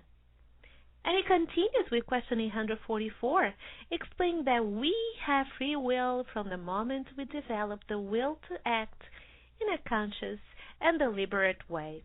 In the infancy and early childhood, free will is almost non-existent. It develops and changes its objectives with the development of the intellectual faculties. The child applies its free will to the needs associated with its age. Children will develop the awareness of their choices and consequences as they mature, but also by practicing the use of their free will and experiencing its results, which can have a positive or negative effect. This is a natural part of growing up, and as such, it is essential that parents allow their children to make some choices so they can learn from them. One problem we have in our society nowadays is of children with helicopter parents. They are parents who are constantly hovering over their children and are extremely involved in their children's lives, making most of their choices for them and being extremely overprotective.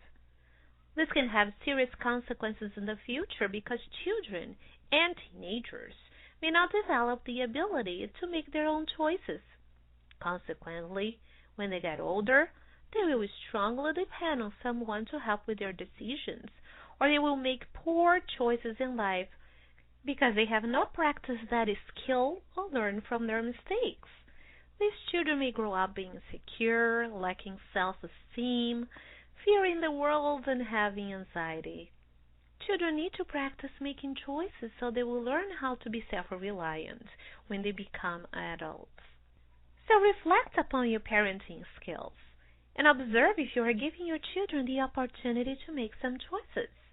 Depending on the child's age, you can start with simple things like picking up the movie they want to watch, choices of food, and what to wear, and then increase the level of choices and responsibility as they get older. We should also allow our children to make mistakes once in a while, even though we can foresee that the result may be unpleasant for them, but not harmful, like having a bad grade because they did not study for a test, or losing a good friend because they were mean to him. Second question, should I then just let my children always make their own choices? A parent's job is to mentor and protect their children. We should not let them make choices in which would endanger their lives or that are not safe. Children and teenagers do lack good judgment every now and then, and if we do not stop them from doing something that is harmful, we may regret it later. The frontal cortex is a part of the human brain which is responsible for a person to make choices, judge what is right or wrong, focusing attention and see future consequences. It is one of the last parts of the brain to mature. Some studies say that it will not be fully developed till the age of 20. So children and teens still need our help to guide them in their decisions at times, because their frontal cortex is still maturing, and they may engage in risky situations. But keep in mind that it does not mean that we always have to make decisions for them. And as they practice, they will be able to make some wise decisions. Now, just allowing and guiding them their choices are not enough. The use of their free will should be connected with some moral teachings. Parents need to teach their children about moral values and the importance of treating others the way they want to be treated. Otherwise, children may not care about the consequences of their actions as long as the outcome benefits them. The use of the free will lead on how children cultivate virtues or vices.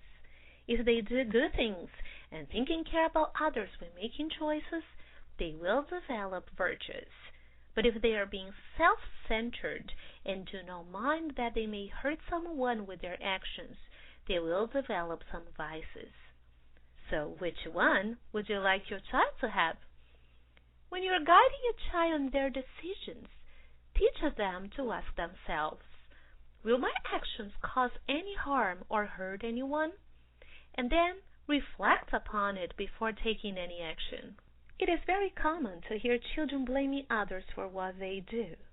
We hear them saying, I didn't do it, when they actually did it. It's not my fault. He made me do it.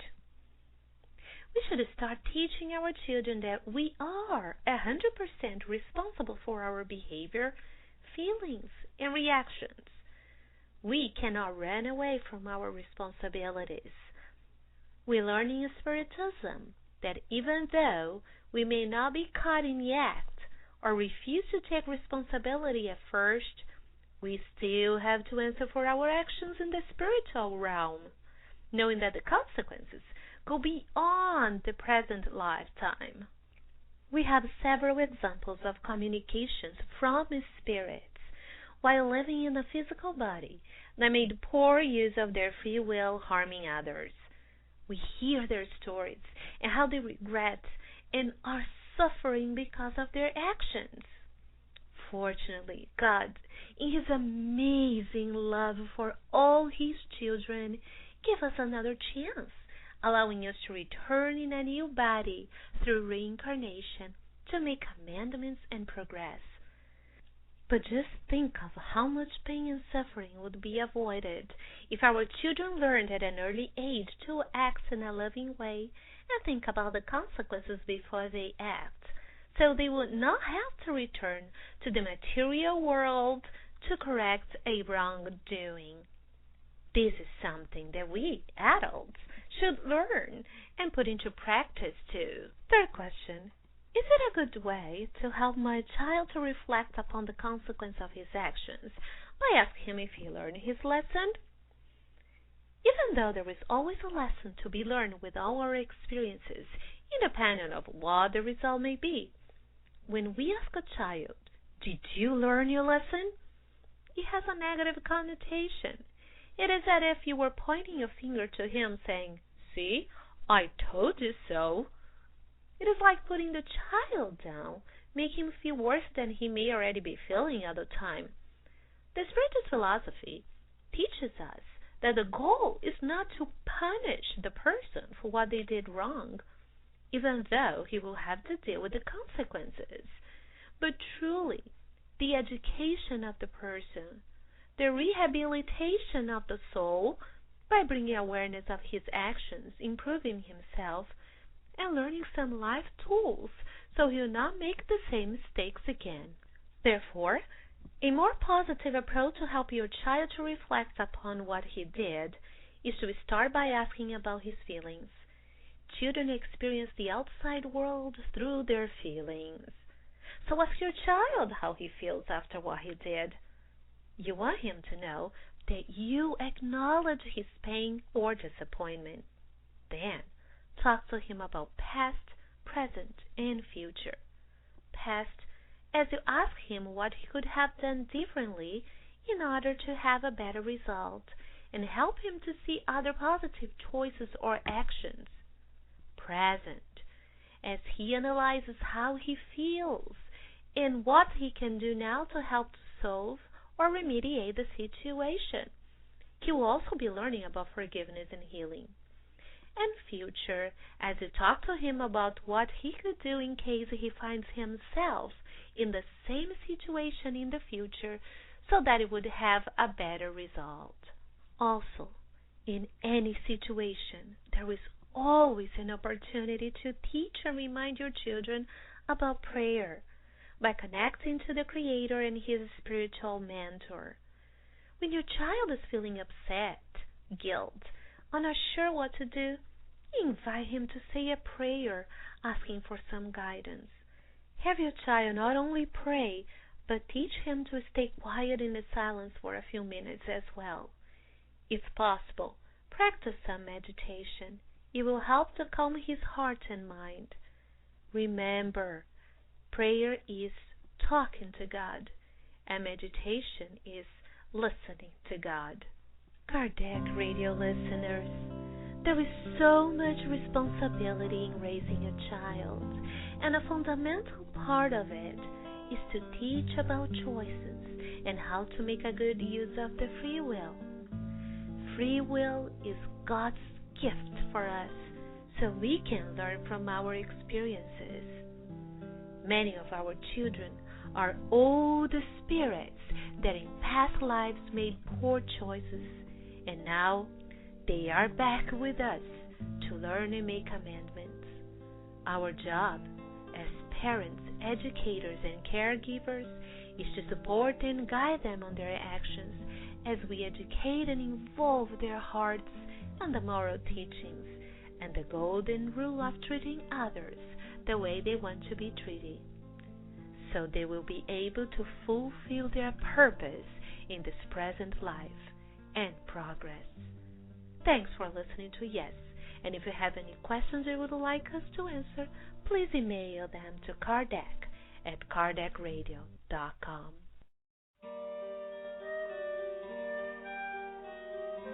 Good morning, dear Kardec Radio listeners, and welcome to one more program with God at Home. I am Nauro Fonseca. And I am Gabi Ferreira. Today's lesson is from the book Jesus in the Home by the Spirit Neo Lucio and psychographed by Chico Xavier, entitled Secret Charity.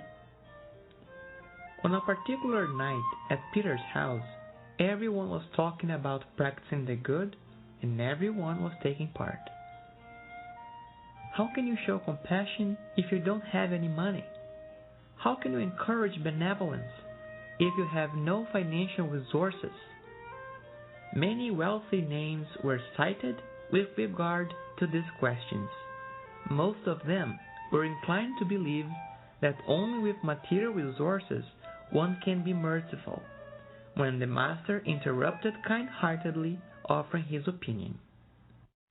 A man who was truly devoted to the law was exhorted by heavenly resolutions to perform acts of beneficence. However, he lived in extreme poverty, and there was no way whatsoever for him to deduct even the smallest amount from his pay to help others. Whenever he could, he would give of himself with kind words and personal gestures of comfort and encouragement to all those who were going through pain and hardship. If he couldn't do any public charity, he could at least wage war against evil in all the circumstances of his earthly journey. He began to pay attention to extinguish all the inferior thoughts that were suggested to him. Let's see how he did it. Well, whenever people spoke ill of others, he would politely leave. When responding to any sort of direct inquiry about someone, he would remember this or that small virtue of the absent victim. If someone was easily angered in his presence, he would consider the anger an illness that needed treatment, and he would quietly withdraw. Besides the insults from others, he would treat the offender with his usual fraternity. Whenever he saw threats against someone's peace of mind, he tried humbly to undo the clouds of misunderstanding before they gathered into a storm. Having adopted these guidelines, he reached the end of his human journey, unable to attend to the world's suggestions for benefits for the wealthy. When death brought him before the divine tribunal, he was apprehensive. He was dreading the judgment of the heavenly authorities. How would they measure his goodness if he didn't give any money or any soup or any piece of bread to a hungry person? He was crowned with a brilliant diadem. It was an unexpected reward to him, and he was told it was due to his triumphant position in the war against evil, and he had made himself a valuable worker. We can hand out bread and blankets. We can lit the lamp for ignorance, and we can strengthen fraternity by wiping out discord. But let's not ignore the daily, methodical, and serene battle against evil, convinced that in this holy struggle we will win the divine crown of secret charity. And to conclude the program, let's reflect on Joanna de Angelis' message. Use every opportunity to act in an elevated manner. Some people wait for extraordinary moments and special occasions which may never come. It is not what you do that makes you great or important. It is how you do each thing that will transform you. Be great in small things, and you will not be small in the great ones.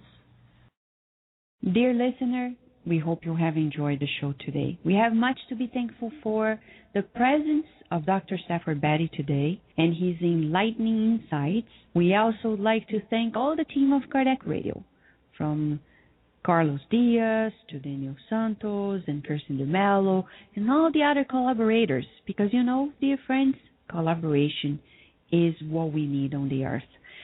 But we also thank all the ones who put together the beautiful segments that made us learn more about it.